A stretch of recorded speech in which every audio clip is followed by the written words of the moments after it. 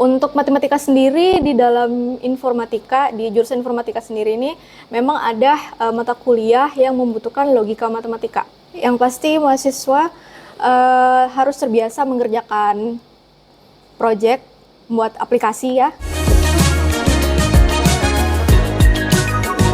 Halo teman-teman, kembali lagi di Yutarki Lecture Series bersama saya, Bu Indar, dosen Prodi Informatika. Hari ini akan membahas tentang apa aja sih yang dipelajari di informatika. Yuk kita bahas. Bu, kan banyak yang bilang nih kalau anak informatika itu identik dengan anak nerd. Menurut Ibu itu benar nggak sih, Bu? Oke, mungkin kita cukup kuat ya mendengar stereotip ini. Jadi anak informatika itu sering digambarkan sebagai orang yang selalu di depan komputer, kemudian jarang bersosialisasi. Di era digital sekarang ini itu udah berubah ya. Mahasiswa informatika justru dituntut untuk bisa bersosialisasi, kemudian bekerja sama dalam tim, mampu berdiskusi, bahkan membuat konten atau membangun bisnis ya. Jadi bukan hanya pintar secara teknis doang, tapi juga mampu berkomunikasi dengan baik. Saya sering menemukan anak-anak informatika juga aktif berorganisasi, mungkin juga ada kegiatan-kegiatan olahraga, menjadi konten kreator, membangun startup atau bisnis. Jadi menurut saya informatika bukan tentang nerd, menjadi nerd, tetapi juga menjadi seorang problem solver di era digital ini. Ada yang bilang juga, Bu, kalau anak informatika itu bisa memperbaiki semua masalah laptop, printer, ataupun wifi. Nah, sebenarnya apa aja sih, Bu, yang dipelajari di jurusan ini? Oke, ini pertanyaannya sering ditanyain ya. Anak informatika kuliah di jurusan informatika berarti otomatis menjadi teknisi komputer. Padahal belum, itu sama sekali nggak benar ya. Karena yang kita pelajari adalah mempelajari bagaimana website dibuat dari awal ya sampai terbentuknya website, software, aplikasi, pengembangan aplikasi, ada mobile developer, ada juga pengembangan game. Jadi jika mungkin ada printer yang rusak, itu belum tentu anak mahasiswa informatika tahu solusinya. Nah, Bu, jurusan informatika ini cocoknya tuh buat teman-teman yang udah mahir MTK atau yang udah bisa coding sejak sekolah. Jadi benar nggak sih, Bu, anggapannya? Ini mitos yang sangat salah banget ya kalau masuk di jurusan informatika harus udah bisa ngoding. Justru untuk masuk di informatika itu butuh belajar yang konsisten ya. Untuk matematika sendiri di dalam informatika, di jurusan informatika sendiri ini memang ada mata kuliah yang membutuhkan logika matematika. Namun yang terpenting adalah bagaimana mereka berpikir secara sistematis dan juga memecahkan masalah, itu yang paling terpenting. Dan juga konsistensi belajar dan kemauan, bukan hanya berpikir oh kalau udah masuk di informatika udah bisa harus ngoding dulu dan juga udah bisa matematika. Yang terpenting adalah konsistensi dan mau belajar.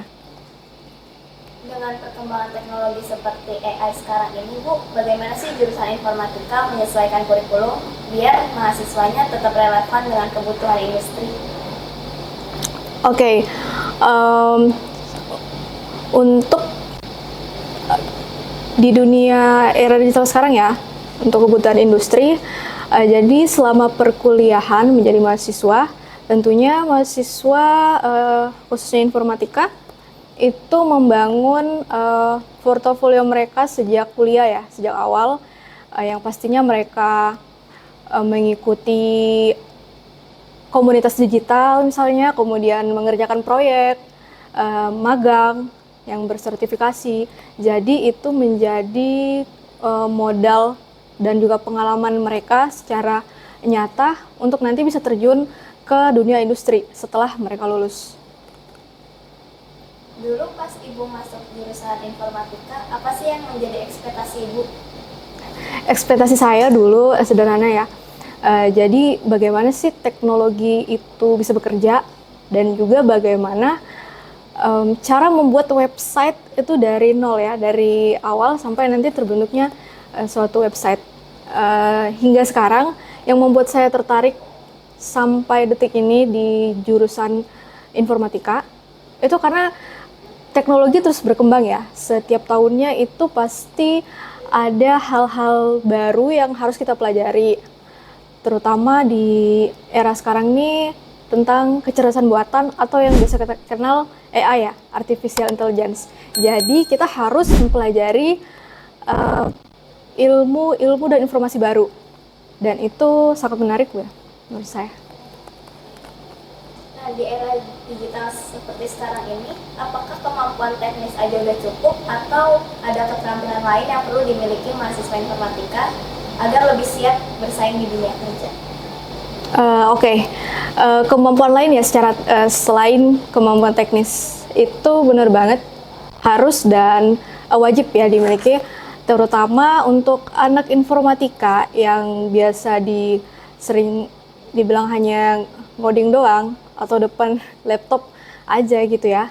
Itu sekarang harus mampu mempunyai kemampuan komunikasi ya, komunikasi yang baik, terutama menyampaikan ide-ide mereka di depan klien misalnya nanti kalau mereka udah bekerja, kemudian mampu berdiskusi, bekerja sama dalam tim.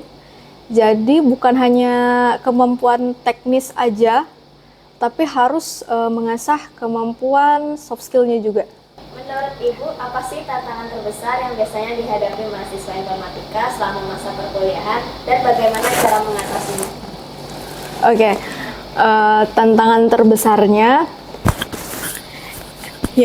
tantangan terbesarnya bukan hanya dari mata kuliahnya aja ya, tapi kita harus konsisten belajar.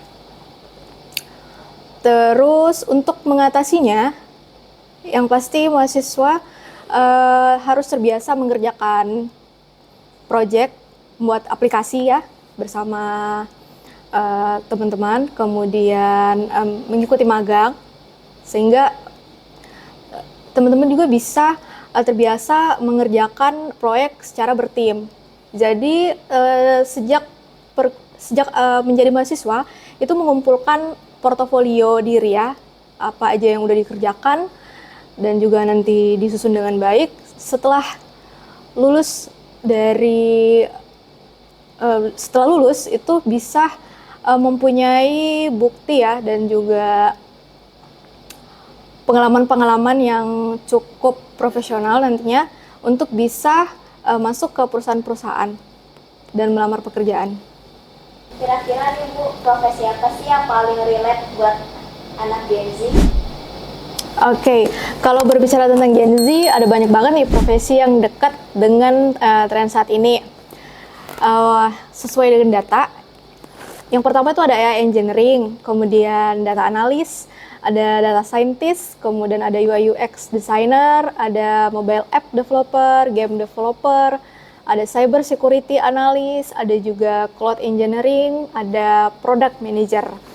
Jadi bahkan banyak ya konten kreator sekarang juga memanfaatkan kemampuan teknologi dan AI untuk meningkatkan kualitas kontennya. Oke, jadi itu tadi pembahasan seputar prodi kuliah informatika. Semoga bermanfaat. Jangan lupa like, komen, dan juga subscribe channel YouTube Universitas Tarakanita. Sampai jumpa di video berikutnya.